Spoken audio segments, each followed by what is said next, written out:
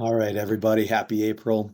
This video is going to be all about making our IRS payments online. Obviously, you can always send them a check with a voucher, but in today's world, why not do it online? It's easier, it's faster, get a receipt, takes the human error out of play. It's very, very nice. It's ACH. They're using the automated clearinghouse. You're not wiring money, right? ACH is very, very safe. There's even clawback metrics at the bank to do these things. So pretty easy.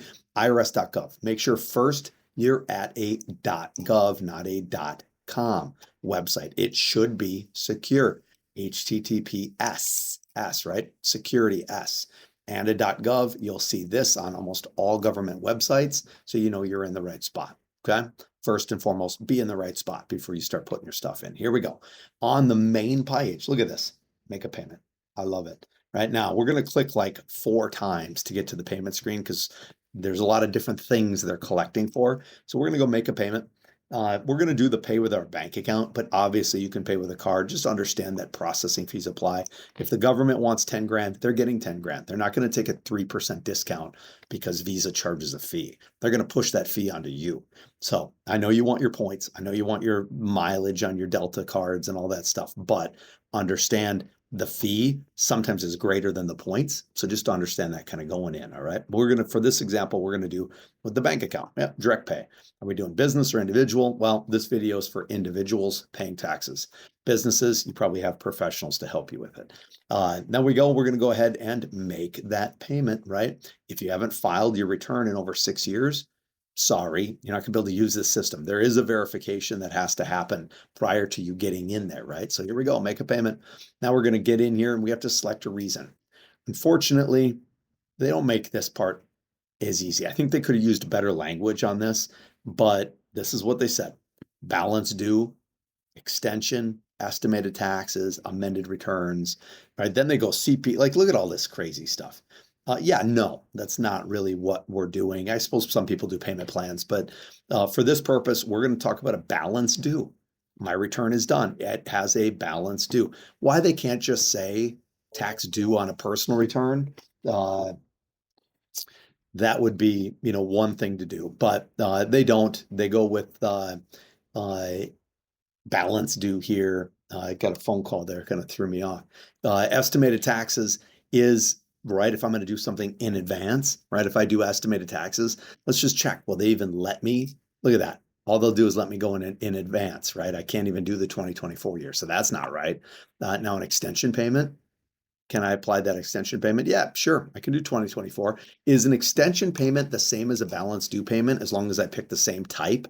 100% it is. It gets credited to the year, right? If I do a 2024 balance due like this, income tax return for 1040, you're going to be fine.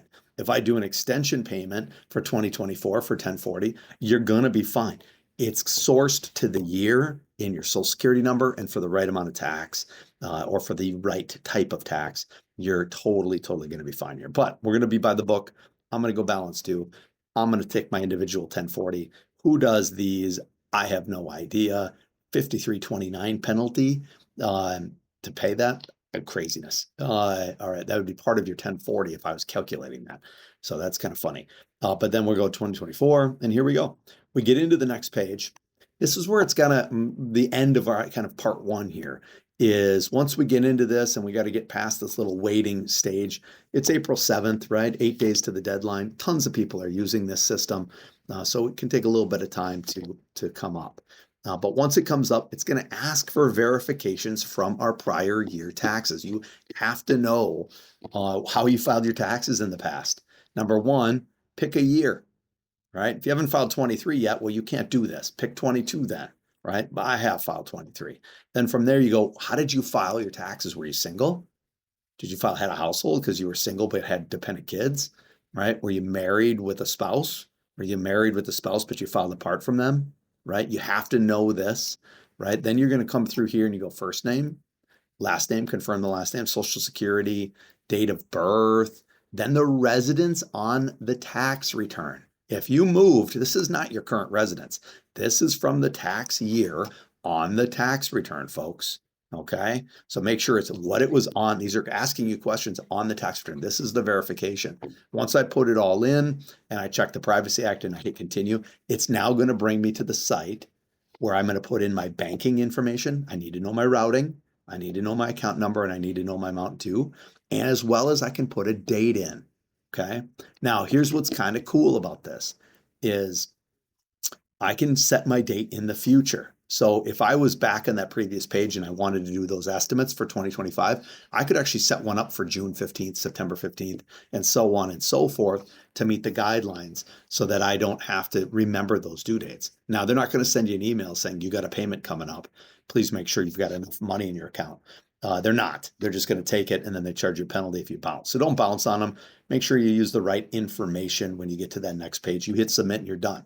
This is option one. Okay. Option two, I love option two. Option two is better, right? When we're over here at IRS.gov, I'm going to head out of here and head back to the main site. Okay. Option two is I'm going to go make a payment, but from here, I'm going to pay through my online account. When you do this and you sign into your online account, you now have to log in through ID.me. If you've never done this, it's going to take you about an hour. Go through the process of creating an ID.me. You better have your smartphone with you. There's a little bit of biometric, I believe, that's in there. At least when I did it, there was. But then when you sign in, this is kind of neat, right? You sign in with ID.me. It's going to do a two-factor authentication, right? It's going to do my email. I'm going to do my password here, and then from there, it's going to send me a text. So it's going to go ahead and text me a code. I'm going to go ahead and get that code in there.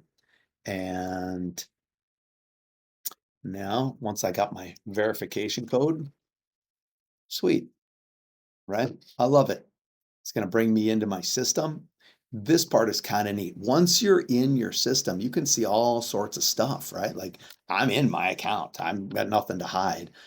So I have no problem. But you can see my 2024 return is not in yet. I haven't done it. I haven't done it. But what's kind of neat is down here, I have this make a payment. So if I make a payment in here, I can use my bank account and I can physically set up and structure up to 5 payments on one page. I love this. This is pretty sweet. So I can go my bank account. I can go, you know what? I'm going to pay my 2024 income tax. I'm going to put in my number. Let's say I made a ton of money and I got to pay $1 million on April 15th, 2025, right? That is the due date. If I go April 16th, I'm late. April 15th, I'm on time. But then I'm like, you know what? While I'm in here, let's do another one. Let's set up my estimated taxes for 2025. And now let's say because I owed $1 million, I can't be owing $1 million. I got to do 250,000 and I'm going to set up my first payment. Hey, guess what? My first payment is also due.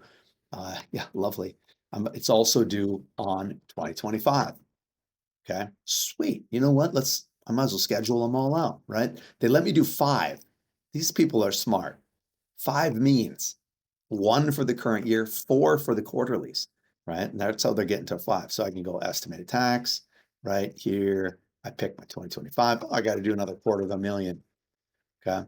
Then my payment date. Hey, I might as well put my next one in June 15th, 2025, not 15. And then I can keep going, keep going, keep going. When I get done, they give me a little subtotal down here, right? To allow me to physically move on, right? And so now I can go, oh, look at this. June 15th is not on a scheduled date. It's on a weekend, isn't it? So if I go to here, June 15th lands on a Sunday. So that means the due date is the 16th, right? Now my error goes away. I come in here and I go next. And now I can put in my banking, my account number, my routing number. I can get an emailed receipt to come back to me and I can hit review, submit, and bang, I'm off and running. So there you go. A couple different ways. This is really, really slick if you get an account. Also, by the way, if you get an account, you can see all sorts of letters that might have come. You can see your records of status, refund status, if you're waiting on things. This is the way to go, folks, for for the year 2025. Let's make it a habit to get these. Right now, if you try to call the IRS with all the craziness going on, good luck getting through. So there you go. I hope that helps. Enjoy this. Sorry, it was a little long, 9-minute video, but it's important. People are dying to know how to do this stuff the right way. All right. Have a great day.